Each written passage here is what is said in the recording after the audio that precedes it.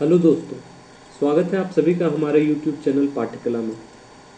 मैं आज political theory से संबंधित प्रश्न हिंदी में लेकर के आया हूं और आज से हम लोग एक नई सीरीज स्टार्ट कर रहे हैं जहां पे बहुत सारे MCQs हम लोग जो PYQs पूछे गए हैं अलग अलग एग्ज़ाम्स में, चाहे वो असिस्टेंट प्रोफेसर के एग्ज़ाम्स हो, अलग अलग स्टेट के एग्ज़ाम्स हो, ठीक है, सेट के एग्ज़ाम्स, नेट के एग्ज़ाम्स, तो उससे संबंधित टॉपिक वाइज प्रश्न हम लोग हिंदी में देखेंगे। क्योंकि बहुत सारे स्टूडेंट्स का यह मानना था कि चूंकि कंटेंट सिर्फ अंग्रेजी में हमारे यूट्यूब चैनल पर अपलोड हो रहा था पॉलिटिकल साइंस से संबंधित, इसीलिए अब से हम लोग हिंदी में भी डिस्कशन करेंगे।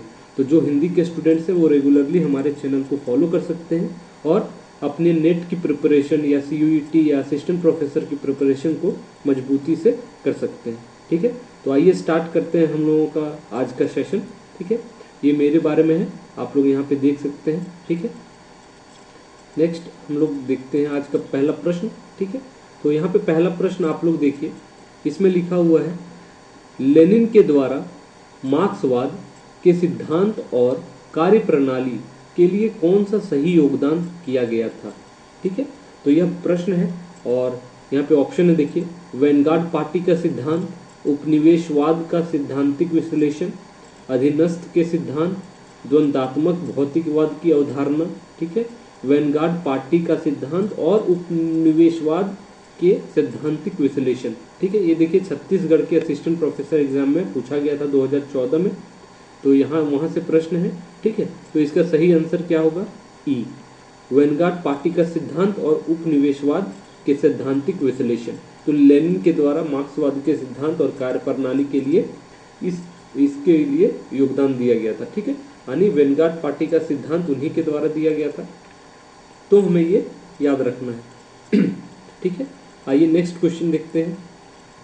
इसमें है निम्न में से किन समाजवादियों को नैतिक समाजवाद की मानवतावादी परंपरा की श्रेणी में वर्गीकृत किया जा सकता है। ठीक है, तो जो समाजवादी, जितने भी समाजवादी हैं उनको नैतिक समाजवाद की मानवतावादी परंपरा में की श्रेणी में किनको किनको वर्गीकृत किया जा सकता है। ठीक है, तो यहाँ पे देखिए सही ऑप्शन क्या होगा? उत्तर बी। ठीक है, विलियम मॉरिस। ठीक है, तो ये आ जाएंगे, सही ऑप्शन यही होगा। और यहाँ पे देखिए ये भी असिस्टेंट प्रोफेसर के एग्जाम में पूछा गया है, तो चूंकि इस तरीके के क्वेश्चंस जनरली पूछे जाते हैं इसीलिए आपको ध्यान में रखना है। ठीक है, मानवतावाद क्या होता है? जो मानव मूल्यों और चिंताओं पर ध्यान केंद्रित करने वाला एक अध्ययन होता है। ठीक है, और नेक्स्ट क्वेश्चन अभी देखते हैं हम लोग, तीसरा नंबर। यहाँ पे देखिए, यहाँ पे असर्शन और रीजन का प्रश्न है। ठीक है, असर्शन में देखिए क्या लिखा हुआ है, फांसीवाद प्रजातंत्र का शत्रु है। ठीक है, और इसका रीजन तर्क क्या दिया गया है?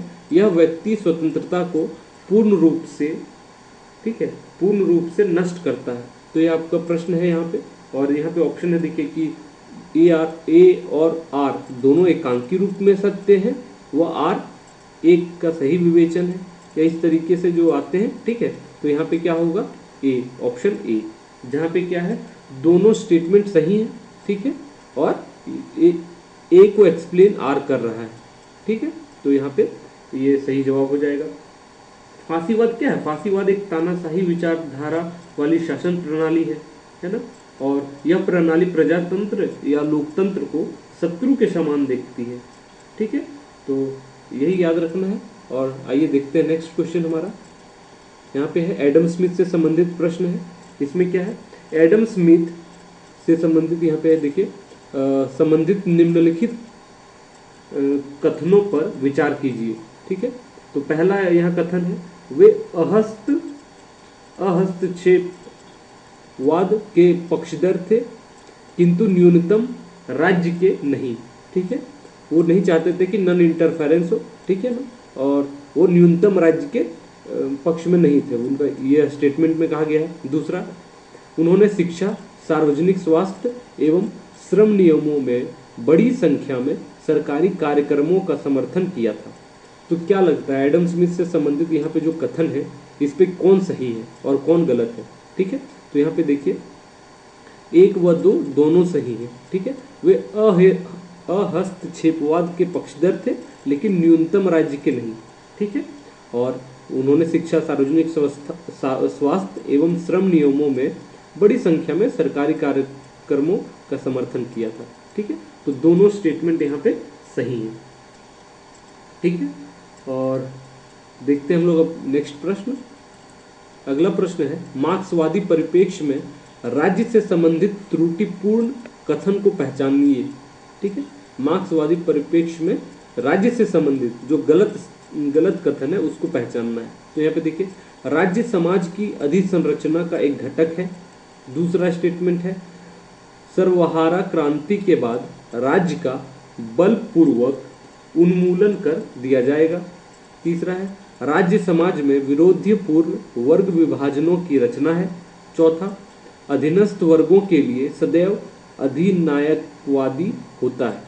ठीक है, तो यहाँ पे क्या होगा, कौन सा सही ऑप्शन होगा, यहाँ पे बी।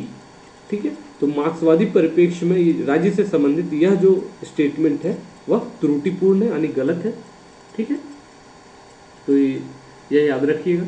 ठीक है, मार्क्स का क्या मानना था, मार्क्स का मानना था कि सर्वहारा क्रांति के बाद राज्य समाप्त नहीं होगा। ठीक है, राज्य समाप्त नहीं होगा, बल्कि क्रांति के बाद, जब क्रांति हो जाएगी उसके बाद समाजवादी व्यवस्था की स्थापना होगी। ठीक है, जो समाजवादी स्थापना होगी वो कब होगी, जब क्रांति हो जाएगा उसके बाद। ठीक है, तो समाजवादी संस्था की स्थापना होगी, व्यवस्था की। ठीक है, और धीरे धीरे क्या होगा, राज्य विलुप्त होता जाएगा। तो वह उनका मानना था। ठीक है, तो यही याद रखना है कि सर्वहारा क्रांति के बाद राज्य समाप्त नहीं होगा, मार्क्स का ऐसा मानना था। ठीक है, जब क्रांति हो जाएगा उसके बाद समाजवादी व्यवस्था की स्थापना होगी, उसके बाद धीरे धीरे राज्य विलुप्त होगा। तो यह ध्यान में रखना है। अगला प्रश्न देखिए, निम्नलिखित में से कौन सी सर्वाधिकारवादी राज्य की विशेषता नहीं है। ठीक है, यहाँ पे नहीं है पूछा जा रहा है, सर्वाधिकारवादी राज्य की विशेषता नहीं है। ठीक है, यहाँ पे देखिए, सार्वजनिक हितों को सरकार परिभाषित करती है, राजनीतिक विरोध देशद्रोह है, राज्य की विचारधारा ही आनंद को परिभाषित करती है, या चौथा, सरकार की मुख्य रूप से करारोपण, ठीक है, करारोपण विदेश नीति, कानून और व्यवस्था तक सीमित रहती है। ठीक है, तो यहाँ पे कौन सा विशेषता नहीं है, तो यहाँ पे ऑप्शन डी हो जाएगा। ठीक है, तो याद रखिए, सरकार की मुख्य रूप से करारोपण विदेश नीति, कानून और व्यवस्था तक सीमित रहती है, यह कथन सर्वाधिकारवादी राज्य की विशेषता नहीं है। ठीक है, तो देखते हैं हम लोग, और इसमें ये चीज आपको पता होगा, सब कुछ राज्य के अंतर्गत ही है, राज्य के बाहर कुछ नहीं है, ऐसा किनका मानना था, सर्वाधिकारवादियों का। ठीक है, तो उनका मानना था कि राज्य में ही, राज्य के अंतर्गत ही सारी चीजें हैं, तो राज्य के बाहर कुछ नहीं है। तो ये चीज ध्यान में रखिएगा। अगला प्रश्न हम लोग देखते हैं, यहाँ पे है, निम्नलिखित में से कौन सा राज्य के, ठीक है, कौन सा राज्य के प्रकार्यात्मक दृष्टिकोण की कमजोरी है। ठीक है, प्रकार्यात्मक दृष्टिकोण की कमजोरी है। तो यहाँ पे ऑप्शन देखिए, यह किसी भी संस्था को जो व्यवस्था बनाए रखने का कार्य करती है राज्य के साथ जोड़ देती है, यह राज्य को ऐसी संस्था के रूप में देखती है जो वर्गविहीन समाज की स्थापित करेगी, यह राज्य के प्रति गैर आलोचनात्मक, ठीक है, भक्ति भाव विकसित करती है, या उन संस्थाओं के बीच अंतर नहीं कर पाती जो राज्य के भाग हैं और जो राज्य के बाहर है। ठीक, तो ये सारे स्टेटमेंट्स हैं, इसमें बताना है कि कौन सा राज्य के, ठीक है, प्रकार्यात्मक दृष्टिकोण की कमजोरी है। तो यहाँ पे ऑप्शन क्या हो जाएगा, ए सही जवाब है, ए, या किसी भी संस्था को जो व्यवस्थाएं बनाए रखने का कार्य करती है राज्य के साथ जोड़ देती है, तो यह गलत है। ठीक है, बाकी जो शेष अन्य कथन है राज्य के प्रकार्यात्मक दृष्टिकोण की से संबंधित, वो सारी विशेषताएं सही हैं। ठीक है, अगला प्रश्न देखिए, यहाँ पे है, निम्नलिखित कथनों पर विचार कीजिए। यहाँ पे पहला कथन देखिए, उदारवादी नौकरशाही की आलोचना वर्गीय अधीनस्थता, ठीक है, अधीनस्थता के यंत्र के रूप में करते हैं। फिर दूसरा है, नव दक्षिणपंथी नौकरशाही को स्वार्थी और अकुशल बताते हैं। तीसरा, मार्क्सवादी नौकरशाही की, ठीक है, भत्सना, खुलेपन और जवाबदेहिता की कमी के लिए करते हैं। ठीक है, तो यहाँ पे कौन सा सही है यह बताना है उपयुक्त कथन में से। ठीक है, तो यहाँ पे देखिए ऑप्शन बी सही जवाब है, जहाँ पे सिर्फ 2 और तीसरा जो कथन है वो सही है। ठीक है, यह कथन गलत है। ठीक है, और ये बहुत बार 2 बार एग्जाम में पूछा जा चुका है अलग अलग एग्जाम्स में, तो याद रखिएगा। ठीक है, नौकरशाही का वृहद विश्लेषण प्रसिद्ध समाज वैज्ञानिक मैक्स वेबर ने किया था। ठीक है, मैक्स वेबर, इन्होंने अच्छे से विश्लेषण किया था ठीक है नौकरशाही के बारे में, तो याद रखिएगा। नेक्स्ट अगला प्रश्न देखते हैं, राज्य को पीछे धकेलो। ठीक है, राज्य को पीछे धकेलो निम्नलिखित में से किस अवधारणा से जुड़ा है। ठीक है, तो यह हमें बताना है, जैसे निजीकरण और उदारीकरण है, वैश्वीकरण और कल्याणवाद है, विकास और वैश्वीकरण है, उदारीकरण और आधुनिकरण है। ठीक है, तो हमें बताना है कि कौन सा यह राज्य को पीछे धकेलो। ठीक है, तो ऑप्शन ए निजीकरण और उदारीकरण, जिसको प्राइवेटाइजेशन भी बोलते हैं एंड लिबरलाइजेशन। तो इनका क्या मानना था कि स्टेट का कम से कम, राज्य का कम से कम हस्तक्षेप हो। ठीक है, निजी जीवन में या ये सब चीज़ों में, तभी तो वो ज़्यादा से ज़्यादा बढ़ पाएगा, डेवलप कर पाएगा। तो ये चीज़ें हैं। ठीक है, और यही चीज़ जॉन लॉक को आप लोग याद रखिएगा, जॉन लॉक, यहाँ पे जॉन लॉक। ठीक है, जॉन लॉक को उदारवाद की आत्मा कहा जाता है ना, उदारवाद की आत्मा, ये कभी पूछा जा सकता है। ठीक है, कि उदारवाद की आत्मा किनको कहा जाता है, तो जॉन लॉक को। ठीक है, और उदारवाद जो होता है वो व्यक्ति की स्वतंत्रता का हिमायती है ना, व्यक्ति की स्वतंत्रता के लिए वो आवाज़ उठाता है।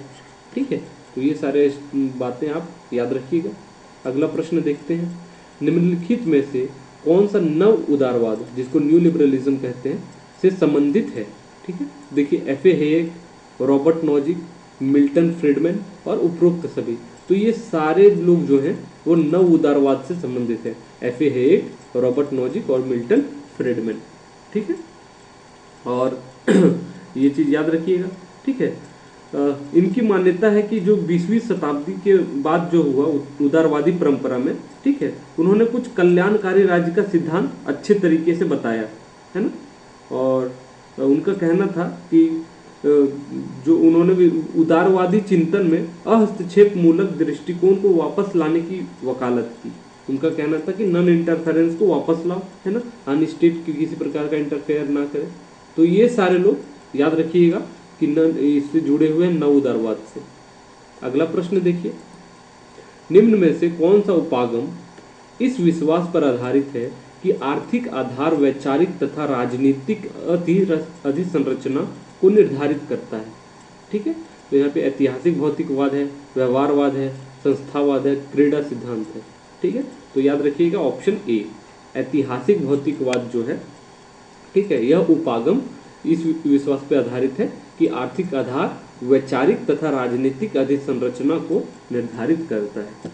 ठीक है, तो ये चीज़ें हैं, और हम लोग फिर आगे देखते हैं अगला प्रश्न। यहाँ पे है समाजवादी विचार का संबंध है। ठीक है, तो समाजवादी विचार का संबंध किससे है यह हमें बताना है। तो यहाँ पे देखिए समाजवादी जो विचार है, ठीक है, यहाँ पे ऑप्शन है राजनीतिक समानता से, शैक्षिक समानता से, आर्थिक समानता से या सांस्कृतिक समानता से। ठीक है, तो ऑप्शन यहाँ पे क्या होगा, बी। समाजवादी जो विचार है वो आर्थिक समानता से, यानी इकोनॉमिक इक्वालिटी जिसको बोलते हैं। ठीक है, तो इससे संबंधित है समाजवादी विचार। ठीक है, समाजवादी विचारधारा का आशय यह है कि सामाजिक विषमता को समाप्त कर, है ना, उसको समाप्त करके सामाजिक जो स्वामित्व है उसको कायम किया जाए, है ना, सामाजिक स्वामित्व को कायम किया जाए, यही उनका लक्ष्य है, स्वामित्व को, ठीक है, कायम किया जाए। तो याद रखिएगा। अगला प्रश्न देखते हैं हम लोग। देखिए निम्नलिखित में से कौन यद्भाव्यम सिद्धांत, ठीक है, यद्भाव्यम सिद्धांत से संबंधित है। तो यहाँ पे बताना है हमें, और यहाँ पे समाजवाद है, उपयोगितावाद है, व्यक्तिवाद है और आदर्शवाद है। तो सही जवाब क्या हो जाएगा, व्यक्तिवाद। ठीक है, तो व्यक्तिवाद जो है यद्भाव्यम सिद्धांत से संबंधित है। ठीक है, और व्यक्तिवादी जो लेखक थे उनके द्वारा प्रतिपादित राज्य के कार्यों के प्रारंभिक उदारवादी सिद्धांत को नकारात्मक सिद्धांत या अहस्तक्षेप का सिद्धांत कहा गया। ठीक है, इनके अनुसार क्या था कि राज्य एक आवश्यक बुराई है। ठीक है, राज्य जो है वो एक आवश्यक बुराई है। ठीक है, इनका यह मानना था आवश्यक बुराई है। ठीक है, इसीलिए आवश्यक क्यों कहा गया, क्योंकि यह मानवीय समाज में जो उत्पन्न होने वाले झगड़ों का निपटारा करता है और व्यक्ति को सुरक्षा प्रदान करता है। राज्य का काम ही यही है कि सुरक्षा प्रदान करना। तथा बुराई इसलिए है कि राज्य द्वारा नियंत्रण तथा राज्य की इच्छा का पालन व्यक्ति की व्यक्तिगत स्वतंत्रता में बाधक है। सपोज कोई इंसान है, उसकी जो इंडिपेंडेंस है, ठीक है, पर्सनल जो फ्रीडम है, उसमें बाधक कौन डाल सकता है? राज्य डाल सकता है। इसलिए बुराई भी है और अच्छाई भी है।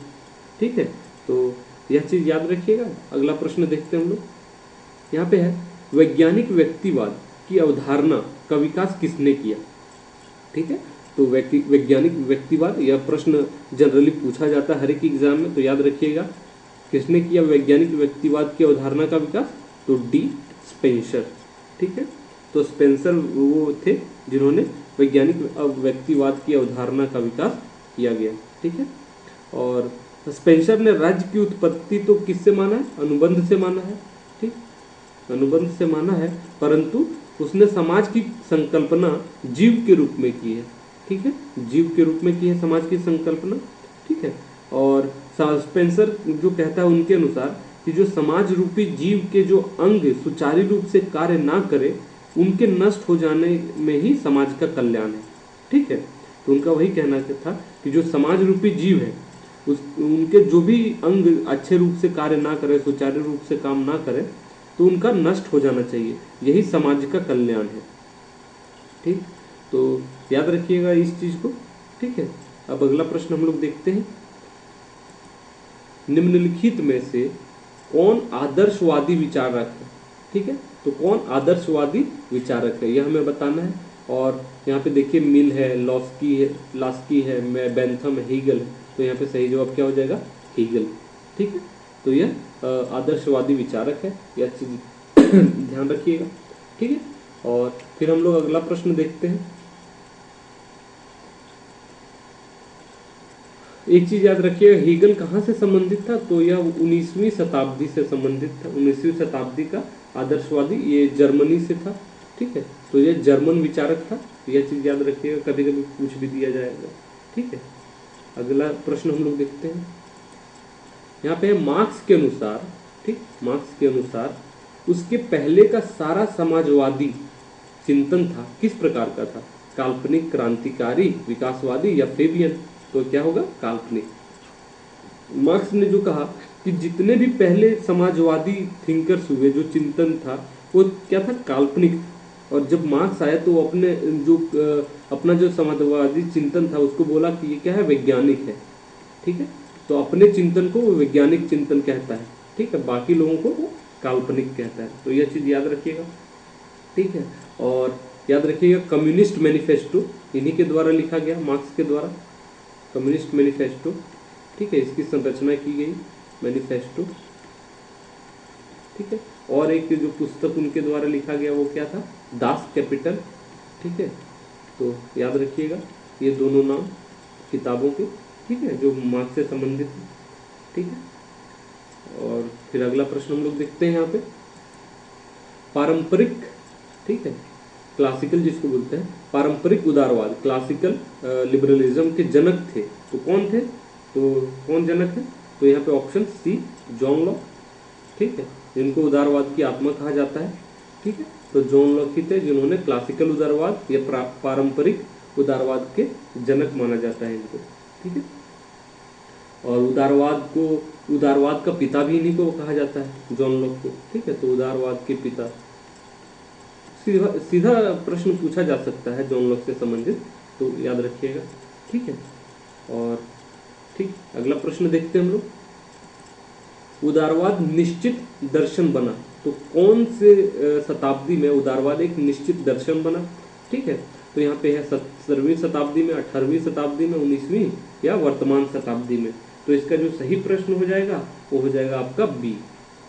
ठीक है, देखिए उदारवाद का जो प्रारंभ है वो 17वीं शताब्दी से देखा जा सकता है प्रारंभ, ठीक है, स्टार्टिंग जो हुआ वो 17वीं शताब्दी से देखा जा सकता है।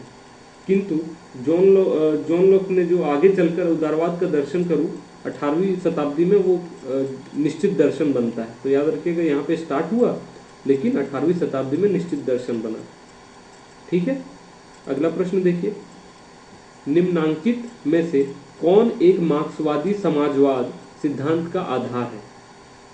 ठीक, तो यहाँ पे ऑप्शन देखिए, परिवर्तन की मूल सच्चाई ईश्वर है, मनुष्य का विचार वास्तविक सच्चाई नहीं है, परिवर्तन की मूल सच्चाई पदार्थ है, प्रकृति परिवर्तन का मार्ग है। तो सही जवाब यहाँ पे क्या हो जाएगा? Option C.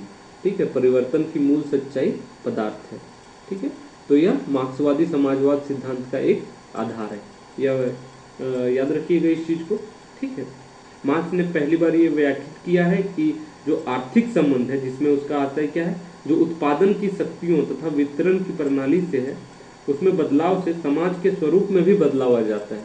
ठीक है, तो उनका कहना था ना कि economy is the basic structure, तो उससे संबंधित है।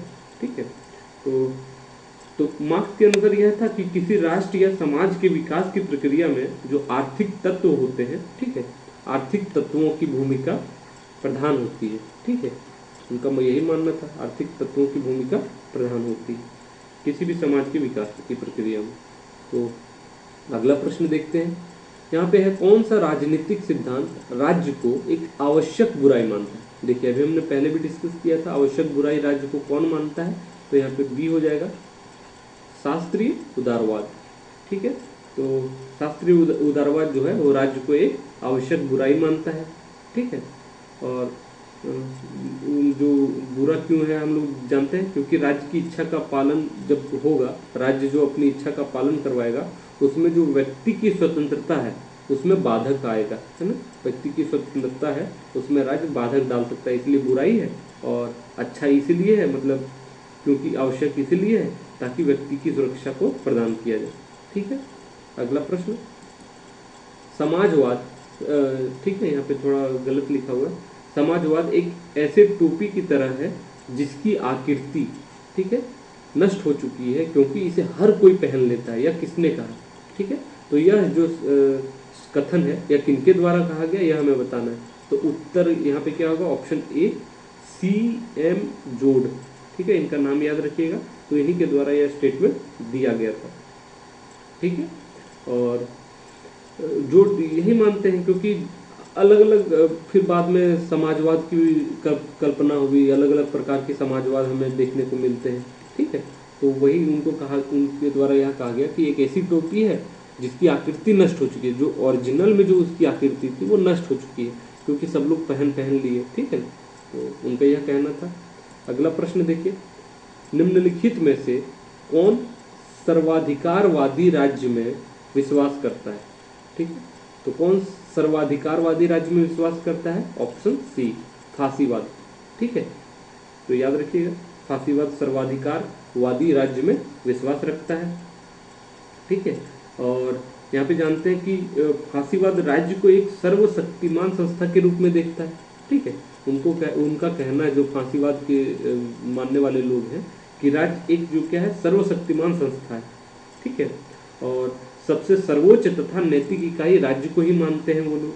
ठीक है, और मुस्लिम, यहाँ जो मुसोलिनी है उनका भी विचार है इससे संबंधित, क्या कि सब कुछ राज्य के अंदर है, राज्य के बाहर और राज्य के विरुद्ध कुछ भी नहीं। तो इनसे संबंधित एक कथन याद रख लीजिएगा। ठीक है, कि राज्य के अंदर ही सब कुछ है, इन्होंने ही यह कथन दिया, कहा था राज्य के अंदर ही सब कुछ है, राज्य के बाहर और राज्य के विरुद्ध, बाहर और विरुद्ध कुछ नहीं है। ठीक है, तो यही याद रखिएगा, विरुद्ध कुछ नहीं है। ठीक, अगला प्रश्न देखते हैं हम लोग, राज्य शोषक वर्ग की कार्यकारिणी, ठीक है, समिति है, यह विचार किससे संबंधित है? ठीक है, तो यह मार्क्सवादियों से संबंधित है, क्योंकि मार्क्सवादी जो विचारधारा है उनका मानना है कि जो स्टेट है, जो राज्य है, ठीक है, वो एक्सप्लॉयटेशन करता है। ठीक है, और एक्सप्लॉयटेशन का एक क्या है, जरिया है। ठीक है, तो राज्य को एक एक्सप्लॉयटेशन का एक जरिया मानता है। ठीक है, मार्क्सवादी के लोग, जो मानने वाले लोग हैं। ठीक है, और उनका यही कहना था, मार्क्स जो कहते थे, उनका कहना था कि राज्य केवल एक ऐसा यंत्र है जिसकी सहायता से एक वर्ग दूसरे वर्ग का शोषण करता है। ठीक है, तो एक वर्ग दूसरे वर्ग का शोषण करता है। ठीक है, यह किनका मानना था? मार्क्स का, कि एक वर्ग दूसरे वर्ग पे शोषण करता है, वो राज्य की सहायता से करता है। ठीक है, तो यह याद रखिएगा। अगला देखते हैं हम लोग प्रश्न, निम्नांकित में से कौन उदारवाद का तत्व नहीं है? ठीक है, तो यहाँ पे देखिए, समाज का समाजवादी ढांचा, स्वतंत्रता, मुक्त व्यापार, स्वतंत्र बाजार अर्थव्यवस्था। तो यहाँ पे सही जवाब होगा ऑप्शन ए, समाजवाद का समाजवादी ढांचा। ठीक है, तो यह उदारवाद का तत्व नहीं है। ठीक है, तो इस चीज को ध्यान में रखिएगा। उदारवाद मुक्त आधार तथा पूंजीवादी अर्थव्यवस्था का समर्थन करता है, जिसमें राज्य की दखलंदाजी, ठीक है, राज्य की दखलंदाजी तथा नियंत्रण बिल्कुल ना हो। यह उदारवादी पूंजीपति वर्ग का आर्थिक दर्शन है। ठीक है, तो याद रखिएगा। ठीक है, अगला प्रश्न हम लोग देखते हैं।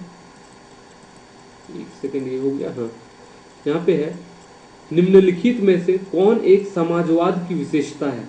ठीक है, तो समाजवाद की विशेषता कौन सी है इसमें? वर्ग चरित्र, खुले बाजार की अर्थव्यवस्था, सार्वजनिक नियंत्रण और स्वामित्व, दास प्रथा का समाज। तो यहाँ पे सही जवाब होगा ऑप्शन सी, सार्वजनिक नियंत्रण और स्वामित्व। ठीक है, यह एक समाजवाद की विशेषता है। ठीक है, तो ये चीज याद रखिएगा। ठीक है, समाजवाद के अनुसार संसाधनों का न्यायपूर्ण वितरण होना चाहिए। ठीक है, न्यायपूर्ण वितरण होना चाहिए जितनी भी संसाधन है। ठीक है, जिससे सभी लोग लाभान्वित हो सके, सभी लोगों को लाभ मिल सके। ठीक है, और यही है कि समाजवादी जो सिद्धांत है वो किसके मेन लक्ष्य क्या है, उसका जो मेन एम है वो समानता की स्थापना करना चाहता है। ठीक, तो ये चीजें ध्यान रखिएगा। अगला प्रश्न, निम्नांकित में से कौन एक उदारवाद की मूल मान्यता है नहीं है? ठीक है, उदारवाद की मूल मान्यता नहीं है। तो यहाँ पे देखिए अलग अलग ऑप्शन है। अधिकारों की प्राप्ति राज्य में ही संभव, राज्य एक मानव निर्मित संस्था है, व्यक्ति साध्य है और राज्य साधन है, राज्य की सत्ता का अधिकार व्यक्ति की सहमति है। तो सही जवाब यहाँ पे ऑप्शन ए हो जाएगा, अधिकारों की प्राप्ति राज्य में ही संभव है। ठीक है, यह उदारवाद की मूल मान्यता नहीं है। बाकी ये तीनों जो कथन है ये राज्य की जो उदारवाद की है वो मूल्य मान्यता है। ठीक है, यह बात आपको ध्यान में रखनी चाहिए। ठीक है, और उदारवाद जो होता है वो राजनीति को बाजार अर्थव्यवस्था के अनुरूप मोड़ देने के लिए अस्तित्व में आया है। ठीक है, जैसे जब सामंतवाद का पतन हो गया उसके बाद, ठीक है, उदारवाद आया और बाजार अर्थव्यवस्था के अनुरूप मोड़ देने के लिए अस्तित्व में आया। ठीक है, इसका मानना यह है कि राज्य एक निर्मित संस्था है। ठीक है, तथा व्यक्ति साध्य है और राज्य साधन है, और राज्य की जो सत्ता का आधार है व्यक्ति की सहमति है। तो ये सारी बातें आपको लोग याद रखिएगा। अगला प्रश्न देखते हैं, समाजवादी विचार का संबंध है, तो किससे संबंध है समाजवादी विचार का संबंध? तो यहाँ पे होगा डी, आर्थिक समानता से। जैसे मैंने पहले बताया, इसका जो मुख्य लक्ष्य है वो क्या है? समानता की स्थापना करना। ठीक है, तो समाजवादी विचार का संबंध आर्थिक समानता से है। ठीक है, और यह विचारधारा उत्पादन एवं वितरण के साधनों पर सार्वजनिक स्वामित्व का समर्थन करता है। ठीक है, कि जितना भी उत्पादन हो या वितरण हो, जो भी डिस्ट्रीब्यूशन हो या प्रोडक्शन हो, उस पर क्या है? सभी लोगों का स्वामित्व होना चाहिए। तो यह प्रश्न याद रखिएगा। अगला देखिए, इसमें है नीचे दी, यहाँ पे है नीचे दो वक्तव्य दिए गए हैं, एक को कथन ए और दूसरे को कारण आर कहा गया है। ठीक है, तो बताना असर्शन और रीजन में। ठीक है, देखिए पहला, उदारवाद राज्य के कार्य क्षेत्र को सीमित करना चाहता है, उदारवाद व्यक्तिगत स्वतंत्रता पर बल देता है। उपयुक्त दोनों व्यक्तियों के संदर्भ में कौन सा सही है? ठीक है, तो यह बताना है हमें। ठीक है, कौन सा एक सही है? तो यहाँ पे देखिए ऑप्शन ए जो है, ठीक है, यहाँ पे दोनों सही हैं और ए की सही व्याख्या आर करता है।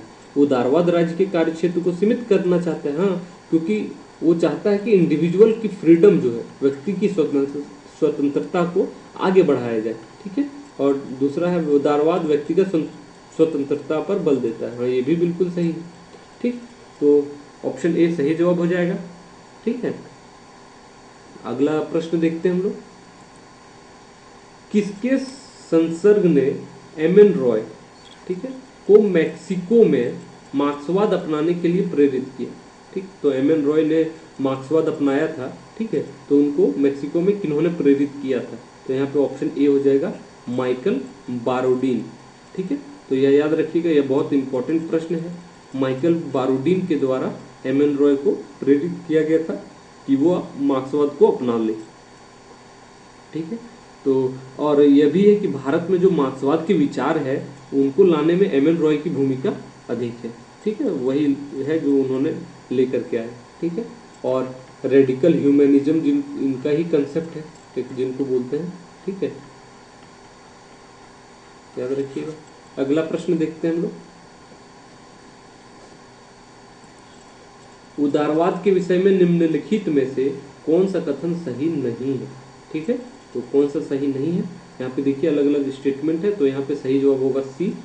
उदारवादी सार्वभौमवाद में यह विश्वास नहीं करते कि प्रत्येक व्यक्ति की समान नैतिक योग्यता होती है, तो यह कथन क्या है, सही नहीं है। बाकी सारे कथन ठीक है सही है उदारवाद से संबंधित। तो यह चीज़ें आप लोग देख लीजिए, ठीक। और फिर अगला प्रश्न देखते हैं हम लोग, ठीक है। अच्छा, तो आज का प्रश्न यहीं पे समाप्त हो जाता है, ठीक है। आज हमने 30 प्रश्नों को, ठीक है, पॉलिटिकल थ्योरी से संबंधित राजनीतिक जो सिद्धांत हैं उस टॉपिक से 30 प्रश्न आज हम लोगों ने देखे, ठीक है। इसी प्रकार से अलग अलग है ना जो सिलेबस वाइज हम लोग प्रश्नों को लेकर के हिंदी में आएंगे, ठीक है, ताकि आप जो हिंदी के स्टूडेंट्स हैं उनको भी हमारे चैनल से लाभ मिल सके। यदि आपको हमारा प्रयास अच्छा लगे तो आप हमारे चैनल को लाइक करें, सब्सक्राइब करें, और किस प्रकार के कंटेंट आपको चाहिए वो आप हमें मैसेज कर सकते हैं। हम आपकी तैयारी में बिल्कुल बहुत मदद करने की कोशिश करेंगे और जहाँ तक हो पाएगा हम लोग अवश्य करेंगे, ठीक है। तो आपसे बस यही अनुरोध है कि सब्सक्राइब करें हमारे चैनल को, ठीक है, और रेगुलरली फॉलो करें। आपके लिए हम लोग कंटेंट हमेशा लेकर के आते रहेंगे, ठीक। तो मिलते हैं नेक्स्ट सेशन में, तब तक के लिए आप सभी का बहुत बहुत धन्यवाद, ठीक है, थैंक यू।